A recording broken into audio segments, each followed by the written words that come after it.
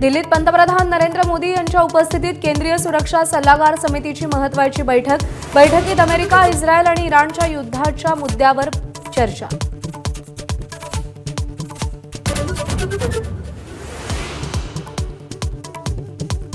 America इस्रायलचा इराणच्या 30हून अधिक सैन्य ठिकाणांवर हल्ला।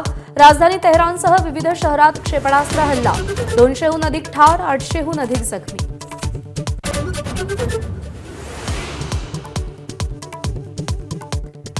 खामेनींसह 48 नेत्यांना ठार केल्याचा डोनाल्ड ट्रम्प यांचा दावा। इराणची 9 जहाजं नष्ट केली आणि 2000 बॉम्ब टाकल्याची माहिती। आमच्या जवानांच्या मृत्यूचा बदला घेऊ अशी धमकी।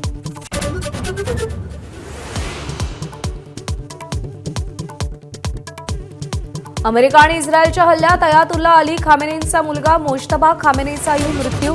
वडिलांसह मोज्तबा ठार झाल्याचा इराणी मीडियाचा दावा। तर खामेनींनंतर वरिष्ठ धर्मगुरू अलीरेझा अराफींची हंगामी सर्वोच्च नेता म्हणून निवड।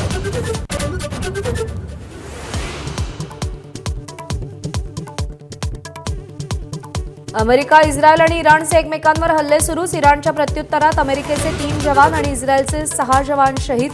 तर इराणमध्ये आतापर्यंत 165 लोक ठार झाल्याची मीडियाची माहिती।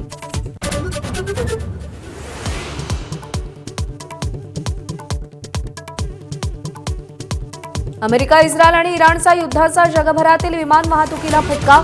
हजारो उड्डाणं रद्द, अनेक भारतीय आखाती देशात अडकले।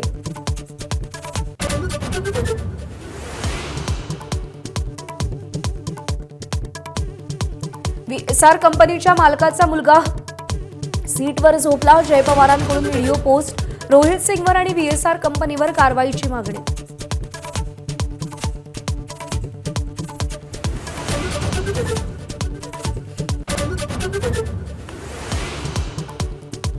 नागपुरातील नरसाळामधील चाणक्यपूरमध्ये मोठी आग। पाण्याच्या टाकीखाली ठेवलेल्या 1700 सिंथेटिक पाईपपैकी 700 पाईप जळून खाक। कचऱ्याला लागलेली आग पाईपपर्यंत पोहोचली।